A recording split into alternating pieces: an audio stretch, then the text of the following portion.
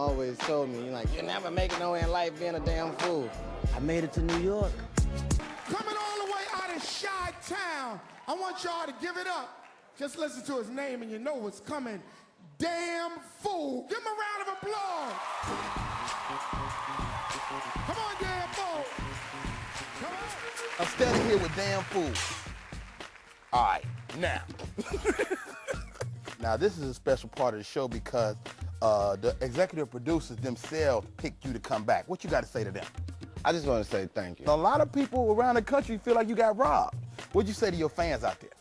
All I want to say is pay attention, because I'm bringing the heat this year. Damn Fool. Who got jokes? Oh, I got jokes, and you gonna see them. I got new jokes. Hello, what's up, everybody? You're watching a MissKittyTV.net exclusive. We're down here at Groove's Restaurant and Lounge. Sitting with me today is Damn Fool. He's going to be one of the comedians tonight on the show. So we're going to be interviewing him, asking him some questions to kind of let you know what's on his plate. Damn Fool, number one question. How you doing? I'm fine. Tired, you know what I'm saying? Right. Just got in town today, but I'm feeling good. Okay, about to have Black President in a couple of days? Right. Yeah. I'm excited about this, I guess. Okay. Well, why do they call you Damn Fool? Well, I usually don't tell people before the show because I explain it during the show, but it's just simply because like I just look at the world different. And the things that I see when I talk about them, people will be like, boy, you're a damn fool. Like, my take on things is a little different. Right. Okay. And how did you get into comedy? I started comedy. I realized at a young age that I was just always silly. You know what I'm saying? I liked acting things out that I saw. Class clown.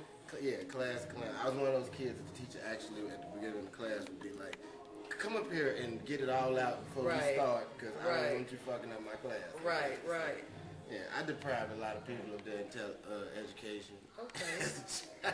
So I figured I'd do something positive with it. Right. Okay. Well, being though that you've always been that way, what was it like when you actually got on stage for the very first time? The very first time I got on stage was terrible. I did horrible. I did real bad. Like, you didn't get booed off the stage, did you? No, I got argued off the stage. I was Argued? arguing with a guy in the balcony. Yes. Oh, man. And I wasn't ready for that. Like, you know, I hadn't become the professional that I am now. Right. Do you remember the heckle? I'm going back and forth with him. I'm ready to fight. You know what I'm saying? I was man. come down here then, punk. You know. I'm nervous as hell. So it's like, but now. You know, that first time was horrible. I didn't do that good, but it just made me want to come back. Right. That's really all it did. It made me want to really do it again because I had to prove myself. I had to show them that I could do it. You know what I'm saying? Okay. And how long you been a comic? I would say it's been 3.5 years now, almost 4, maybe. Yeah. I started like early '06, I believe. I'm not sure. Okay. But I know it's been about 3.5 years. Okay, so I gotta ask you, how was it performing with Jamie Foxx? Wasn't even supposed to be on this show, but he was so good at the local club that we had to bring him here tonight.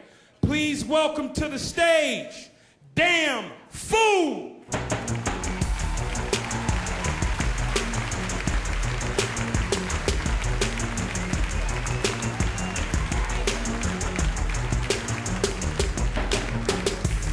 What's up, ATL? Man, look, I think different.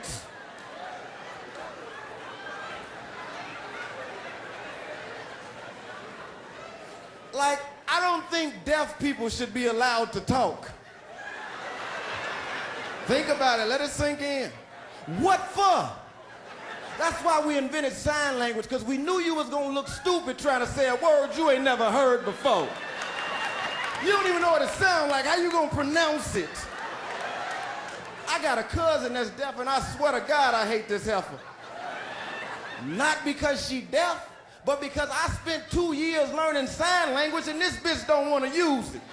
She want to try to talk to me and get mad at me when I can't understand her stupid ass talking about, "New act like you can't understand me."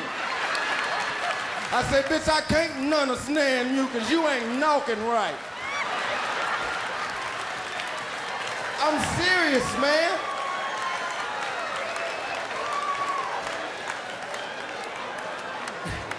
I'm telling you, man, I think different. I think homosexuals have too many rights. There you go. If the brothers don't clap, I'm gonna start pointing you out.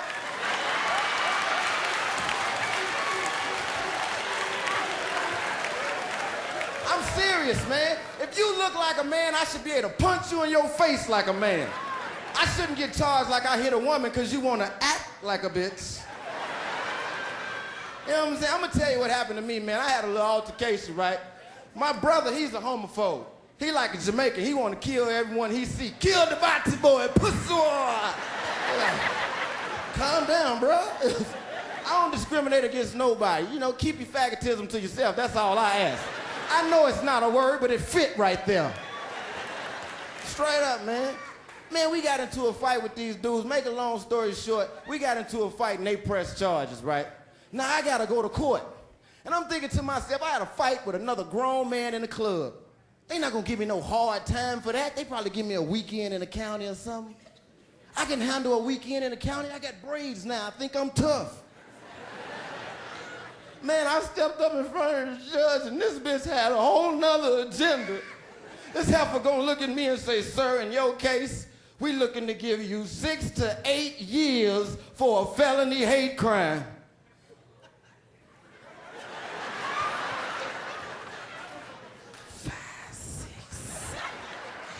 She said, did you hear me? I said, She said 6 to 8 years for a felony hate crime. Now I want you to look at me, ATL. Nothing about me says thug, criminal, or none of that. Man, I'm 5'7" and I'm light skinned. I'm average size for an 8th grade little girl. Ain't nobody scared of me. What I'm gonna do for 8 years in jail? I looked at this up, I'm like, how am I gonna get out of this one? And I thought to myself, I said, well, you know what, fool? You are a comedian. You act on stage every night. You better use it to get out of this one. She said 6 to 8 years. I looked at her and I said, hold on, fish. I think you done made a mistake. This was a domestic.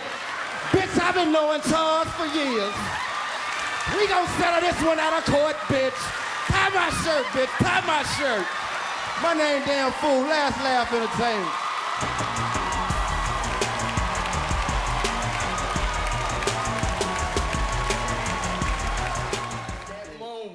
I think that's my biggest moment, or one of so far, because like I had only been doing comedy, I'd say 6 to 8 months, Right. And so I was blessed to even be there, you know what I'm saying? And then to go out there and do as well as I did in that environment with him in the audience, and you know what I'm saying, all of the industry people that were there, it was very beneficial for me. And to have him, you know, tell me personally, like, dude, you did your thing tonight. Like, it's like, okay, because that's somebody that I know is solidified. You know what I'm saying? I look at him as one of those people who's made it to where I'm trying to go. So therefore, I'm like, okay, that's good to hear from him. You know what I'm saying? So it was one of the biggest things, and it's opened up a lot of doors. What would you say to some of the up-and-coming comics out there to get to that Jamie Foxx moment, to actually get a chance to perform with him?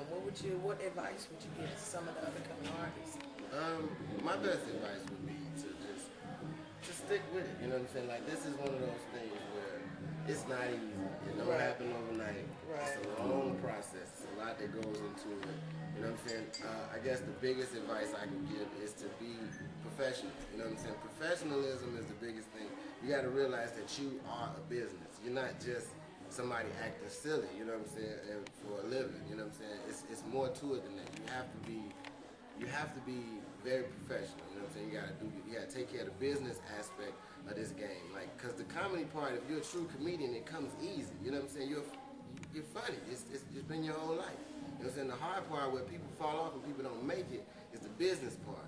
When you know what I'm saying, you gotta take care of all these contracts and signing shit and reading shit and making sure you understand what you're reading and making sure you put in the effort and the work to generate work. You know what I'm saying? 'Cause everybody don't have an agent. I had to drive to every freaking city Right. and across the country. I get in my car and just start driving. You know what I'm saying? I show up places like, hey, can I do some time? Right. And then that got me to a point where people understood me, or people knew I was funny. So now I can call any club in the country Right. and get on stage and get paid to do so. You know what I'm saying? So That's what's the best thing I can tell you is to be professional. I have to stress that is what kills a lot of people, because they think this whole thing is fun and games. Right. You know what I'm saying?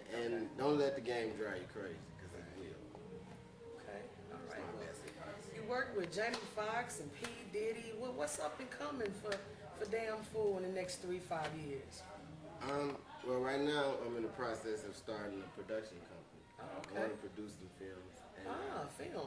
yeah, definitely. And I'm trying to, get into film myself. Okay. Like, Shooting or writing? I got a thirst for all of it. You know what I'm Okay. saying? Like Director. I love writing because because I like people. I want my ideas to be out. You know what I'm saying? Right. So, cause I think I got some funny ideas. So, Right. I love writing. I'm just not getting into acting now. You know what I'm saying? I've been enjoying that, and also producing, like just putting together the whole thing. You know what I'm saying? That's what I want to be like the next Robert Townsend. Right. Spike Lee. Right. Okay. Like that. I'm really looking forward to doing some big things. You know what I'm saying? But right now, like my short-term goal right now is I'm working on some film projects that I'm trying. That should be out next year. That I'm hoping, everything is going good. That'll, start pushing things on up. Well, we're gonna kind of wrap it up, but I do want to ask, what would be your most memorable moment in all your years and all your experience and working with everybody? What would you say would be the one most memorable moment that you've had? I think the most memorable moment for me would have to be the first time my 3-year-old son saw me on TV. Oh my God! What did he do? Oh, it was crazy. we was sitting in the living room, and Comic View was coming on, and he was sitting on my lap, and the TV, the dude called my name. It was Kevin Hart called my name to have me come out. Right. And he didn't say my name, so at first he didn't know who it was. So Kevin Hart says, give it up for Damn Fool. And he's looking, and then the curtain opened, and I came down. He was like, oh. He said, Daddy, that's you. I said, yes, it is. He jumped up, ran in the back, woke his uncle up like, I did it on TV, come in the living room. So now he got everybody in the living room. We all watching it. You know what I'm saying? And he was just tripping. He was like, man, I was watching TV, and that man came on, and he said, Kevin, come to the stage. I was like, that is not what he said. That's not what he said. I'm glad you enjoyed yourself. Wow. But, that was the most memorable moment for me. Like him being so excited. Right. That was the biggest thing for me. Ladies and gentlemen, welcome to the Bad Boys of Comedy. Like, I think porno movies are the best movies ever invented. I'm serious. I watch them so much, I be knowing people's names when I see them in public. Like, hey, that's Brian Pumper. I'm serious, nigga. I know all the characters, motherfucker. And I don't give a fuck how old you are, where you live at. You could be 99 years old and live on an island by yourself. When you watch your porno movies, you watch them with the volume all the way down on 1. Because you don't want nobody to hear you watching that motherfucker. But you don't put it on 0 because you need to hear that, because you're trying to achieve something and you need motivation. Ladies, take care of your feet. I had a good time. I know why they call you Damn Fool. You got a bright future ahead of you, man. Thank You know your feet fucked up. See you out on the road with that. Appreciate For sure. All right, man. Appreciate it. I'm Damn Fool, I'm out this bitch. Shout-out, I got you. Yeah. Y'all keep clapping for that. Y'all keep clapping. Come on. Yeah. Hey.